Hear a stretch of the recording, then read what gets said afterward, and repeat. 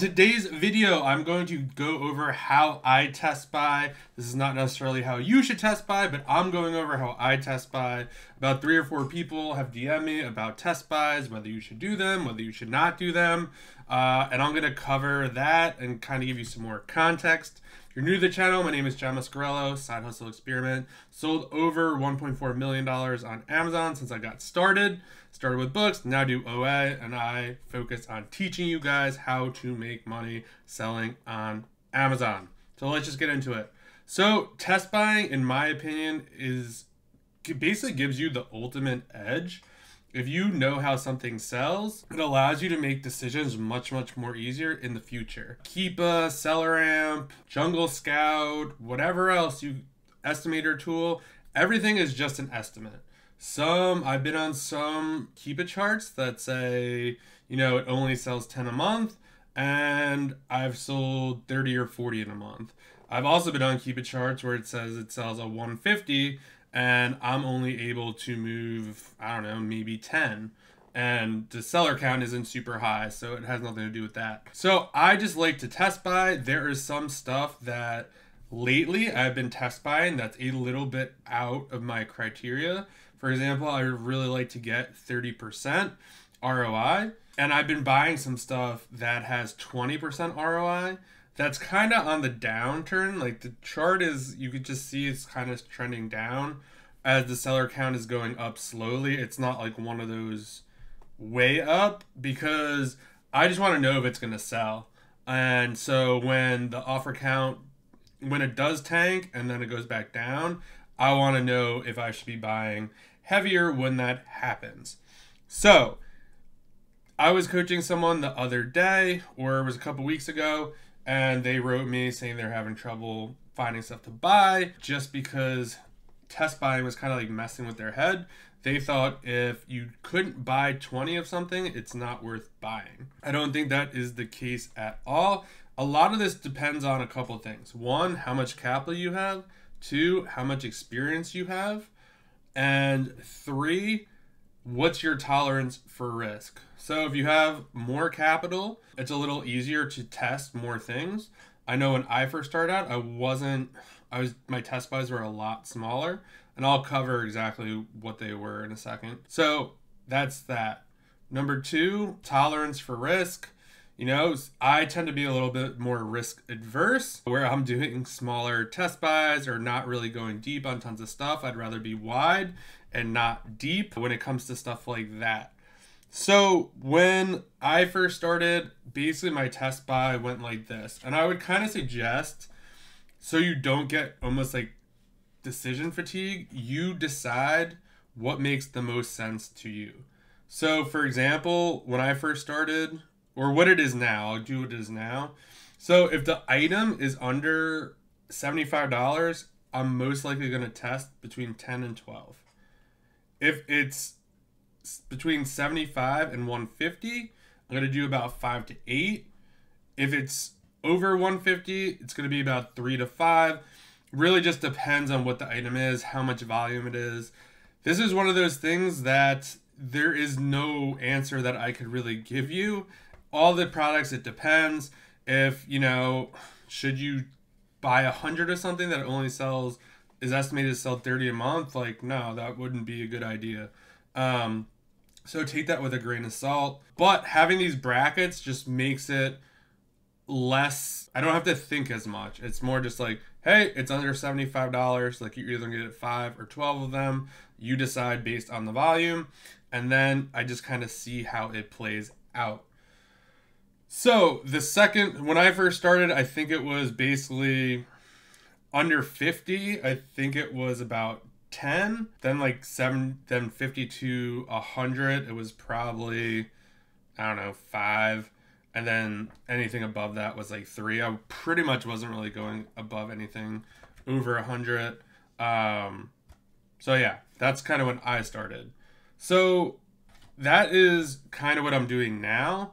And so if a test buy goes well for me, I'm definitely experimenting more. So I was listening to someone and they were saying, if you're experienced and you've been doing this a while, you should probably up your test buys a little. So mine were basically, I was probably going like 8-ish to like 10 if it was like kind of really cheap. So upping my test buys, I think I'm just experimenting with this, so I don't really have any results. I think it's going to result in a lot more sales just because I do know what I'm doing. And sometimes you are correct at first, and then everyone else catches on, and you're not able to replenish the item. So if I only send 6 in, and then the list, and I'm able to sell 6 at the price I thought it was going to sell at, and then everyone else comes on the listing and basically it tanks. Well, if I had 12 of those, I would have been able to sell an extra 6, and then hopefully if the listing recovers, I'll be able to come on again later. Obviously, it also works the other way. If I was wrong and I bought 12, you know, that would stink, but that's kind of how it goes. And the person's kind of logic behind it is, as long as I'm right more than I am wrong, which I typically am, then it shouldn't be an issue, because you're going to win bigger and lose kind of small, especially if it's just off of a test buy. So if a test buy goes well, kind of have 2 options here. So usually if a test buy goes well, let's say I get 10 of something or 12 of something. And again, this is just what I do. You have to do what's best for your situation. So I'm just putting that out there.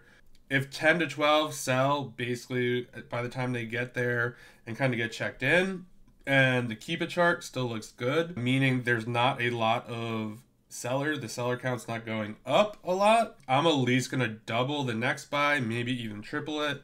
Just really depends on the volume, how familiar I am with the brand.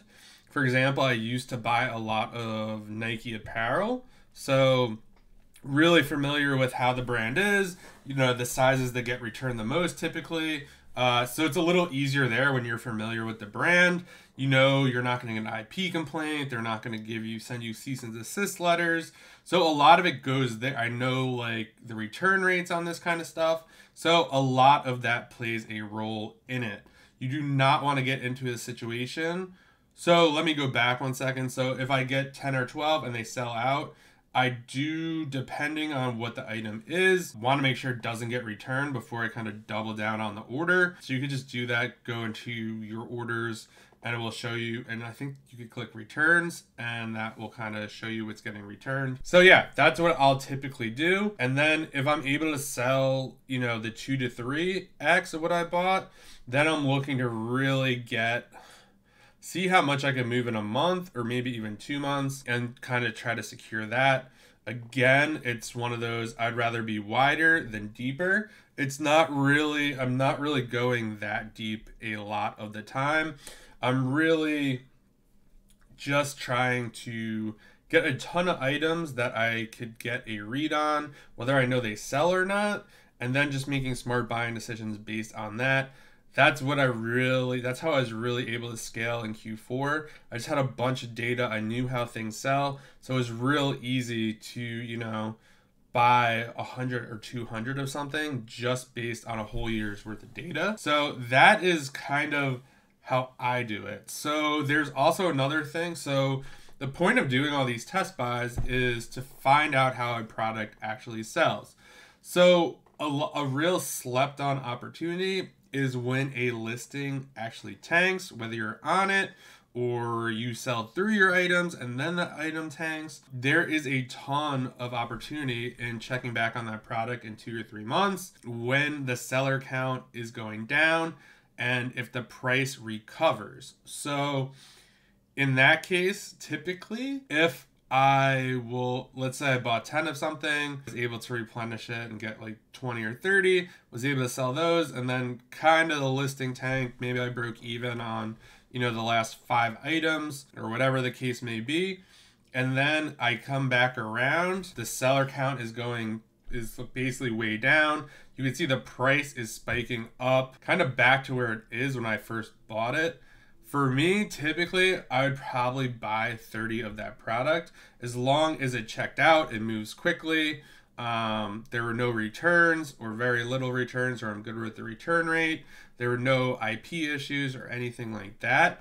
Just because I know the same exact thing is going to happen.